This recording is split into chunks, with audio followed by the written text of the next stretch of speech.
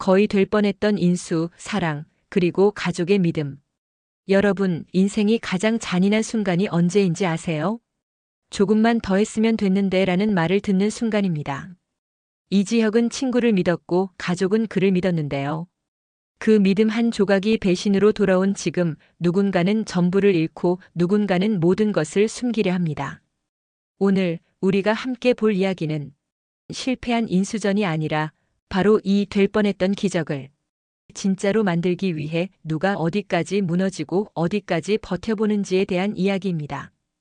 기적이 될 뻔했던 그 인수 계약서가 나중에는 누가 누구를 버렸는지 적나라하게 까발리는 증거가 될 줄은 그때 아무도 상상 못했거든요.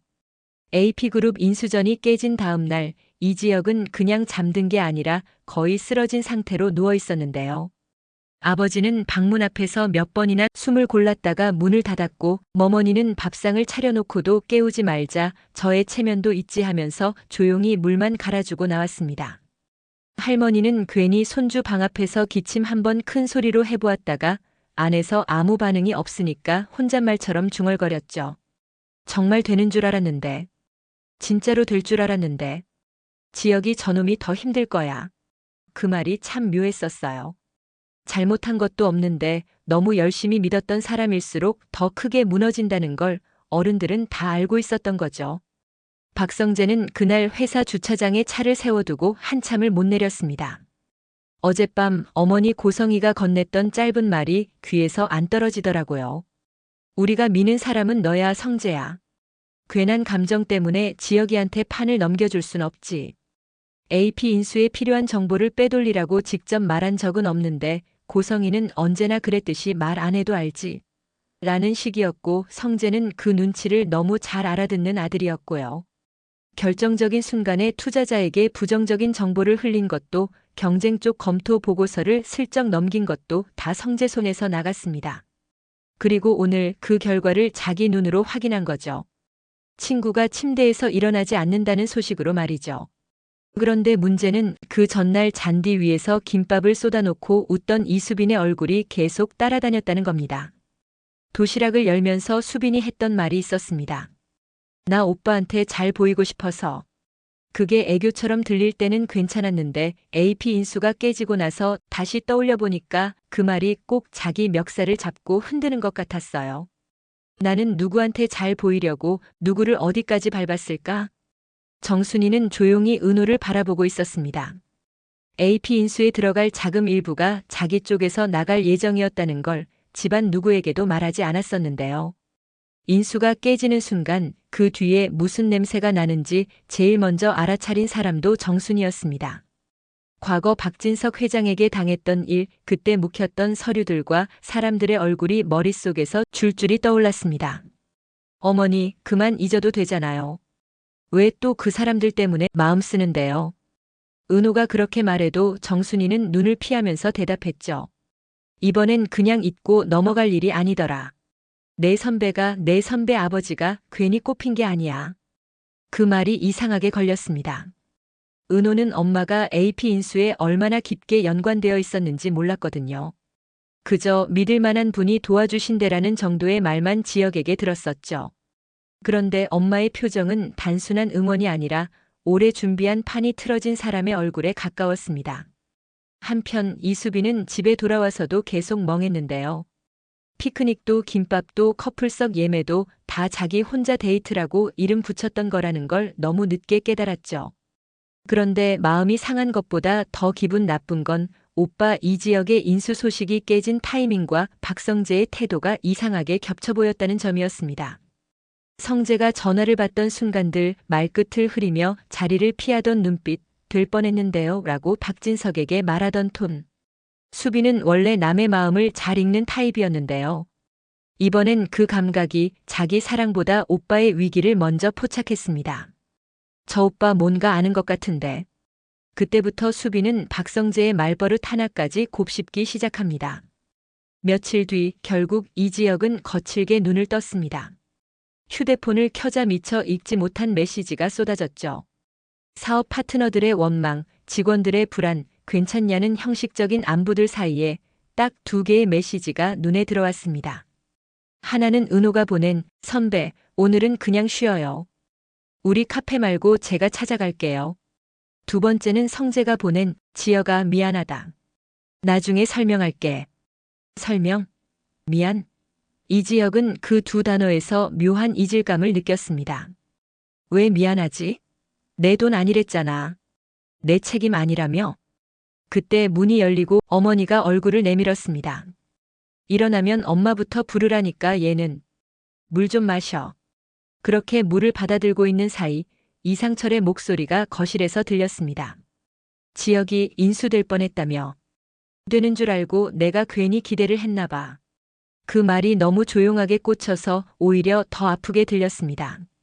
될 줄 알았던 사람들, 믿어줬던 사람들, 그 기대를 한 번에 무너뜨렸다는 게 이지혁의 자존심을 밟았는데요. 그런데 동시에 될 뻔했다는 말에 묘한 역전심도 올라왔습니다. 될 뻔한 건 한 번은 충분히 가능했다는 뜻이잖아. 완전 말도 안 되는 꿈은 아니었다는 거잖아. 그날 저녁 은호가 도시락과 서류 봉투를 들고 찾아왔습니다. 지혁은 초췌한 얼굴로 앉아 있었는데 은호의 눈은 오히려 단단해져 있었습니다. 선배, 이거 엄마가 주래요. 그리고 이건 제가 좀 찾아본 거예요. 서류에는 경쟁사 쪽 내부 검토 일정, 그리고 그 일정이 갑자기 앞당겨진 흔적이 정리되어 있었습니다. 은호는 말끝을 조심스럽게 낮추면서도 피하지 않고 말했습니다. 우연이라고 보기엔 타이밍이 너무 정확해서요. 선배 쪽 투자 일정, 내부에서 새는 정보 없었으면 맞추기 힘든 흐름이거든요. 이지혁은 그 말을 듣고도 한동안 대답을 못했습니다. 믿고 싶지 않은 방향으로 머리가 돌아가는 게 스스로도 느껴졌거든요. 내 사람이라고 믿었던 쪽에서 내가 찔렸나? 며칠 후 수빈이 결심한 얼굴로 성재를 찾아갑니다. 그동안 애매하게 웃어넘기고 가볍게 농담하며 덮던 태도를 버리고 이번에는 눈을 똑바로 마주보고 말했는데요. 오빠, 우리 오빠 인수건 진짜 운이 나빠서 틀어진 거예요? 박성재는 잠깐 웃었습니다. 버릇처럼 먼저 웃고 나중에 진심을 숨기는 방식이 몸에 밴 사람이었으니까요. 그런데 수빈의 눈빛이 예전 같지 않아서 그 웃음이 오래가지 못했습니다. 왜 그렇게 생각해? 그날 피크닉 때 오빠 전화 받았잖아요. 경쟁사 이름, 일정 제가 못 들은 줄 알았어요? 오빠, 나 그 정도로 아무 생각 없는 사람 아니에요. 그 순간 성재는 숨이 턱 막히는 느낌을 받았습니다. 수빈이 그냥 귀여운 막내로만 남아있으면 좋겠다고 생각했는데 그 막내가 자기 비밀 쪽으로 시선을 돌리고 있었던 거죠. 수빈아, 그건 어른들 일이야. 우리 오빠 인생도 어른 일이고 나한테는 가족 일이에요. 그러니까 솔직하게 말해줘요. 오빠가 모르는 척 하는 거면 나도 더 깊게 안 파볼게. 성재는 대답을 하지 못했고 그 침묵이 바로 수빈에게는 답이 되었는데요. 그날 이후 수빈은 완전히 마음을 정리합니다. 내가 좋아한 사람은 최소한 지금 이 순간엔 우리 편이 아니구나. 이제 판이 달라지기 시작합니다. 정순이는 은호와 단둘이 있는 자리에서 마침내 털어놓습니다. 자신이 AP 인수의 숨은 투자자로 들어가려 했었다는 것, 그리고 막판에 이상한 압박과 정보 왜곡이 들어와서 물러날 수밖에 없었다는 것.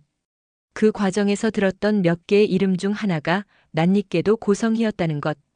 엄마, 그럼 이건 그냥 사업 싸움이 아니었네. 그래서 내가 참을 수가 없는 거야. 예전에 그 집한테 당한 게 있는데 또 너희 세대한테까지 같은 식으로 가게 둘 순 없더라. 그 말을 들으면서 은호는 이 일이 단순히 지역 개인의 실패가 아니라 세대 간에 미뤄진 빚이라는 걸 깨닫습니다. 그리고 동시에 이 판을 그냥 끝내면 안 되겠다는 생각까지 하게 되죠. 놀랍게도 비슷한 시기에 박진석도 혼자서 같은 결론에 도달하고 있었습니다. 성재에게서 될 뻔했다는 말을 들은 뒤 고성희의 움직임과 경쟁사의 흐름을 짚어보니 자기 집안이 선을 넘었다는 느낌이 들었거든요. 평소엔 호탕하고 허허 웃던 사람이었는데 이 문제 앞에서는 이상하게 말을 아끼기 시작합니다. 내가 너무 맡겨놓고만 본 건 아닐까? 애들 엄마한테도 성재한테도. 그렇게 어른들 마음에 균열이 생기는 동안 이 지역 쪽에서는 조용하지만 단단한 연대가 만들어지고 있었습니다. 정순이의 자금과 정보, 은호의 발로 뛰는 감각, 수빈이 포착한 성재와 고성의 라인의 정황, 그리고 박진석의 흔들리는 양심이 아주 느슨하게 한 줄로 엮이기 시작한 거죠. 아직 아무도 같이 하자라고 말하지 않았는데 서로 다른 방향에서 같은 결론을 향해 걷고 있는 모양새였습니다. 이지혁은 어느 밤 오래 고민하다가 결국 이렇게 정리합니다.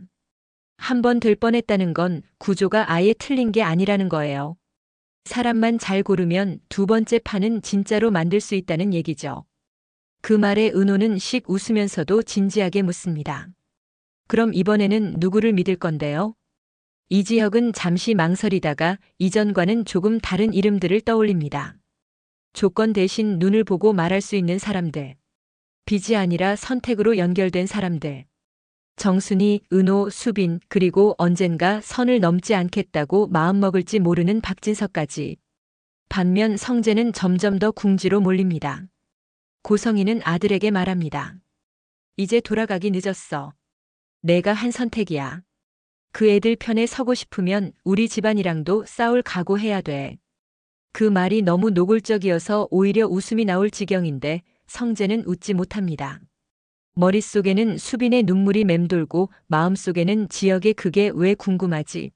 내 돈도 아닌데라는 말이 박혀 있었거든요. 그 말이 지금은 기묘하게 거꾸로 들립니다. 내가 왜 이렇게 미안해하지? 내 책임도 아닌데. 이제 성재는 선택해야 합니다.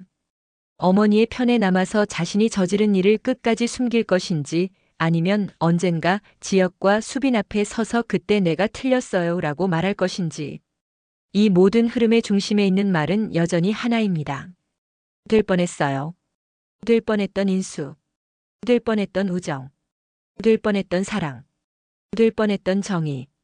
드라마 화려한 날들에서 이 말은 실패의 변명이 아니라 나중에 모든 사람을 향해 거울처럼 들이밀릴 키워드가 됩니다. 누군가는 그래서 다시 일어섰다고 말하게 될 거고 누군가는 그래서 거기서 멈췄다고 고백하게 되겠죠. 그리고 시청자는 알게 됩니다. 그때 쓰러졌던 이지혁의 침묵, 말끝을 흐리던 박성재의 눈빛, 피크닉에서 흘러나온 한 통의 전화, 정순이의 오래된 분노와 박진석의 늦은 양심, 그리고 이수빈과 지은호가 택한 작은 선택들이 결국 될 뻔했던 기적을 진짜로 만들 새로운 판을 준비하고 있다는 거요. 다만 그 판이 언제 누구의 손으로 뒤집힐지는 아직 아무도 모르는 상태로 문이 살짝 열린 채로만 남겨두는 게 좋겠습니다. 그래야 다음 이야기를 안 볼 수가 없으니까요.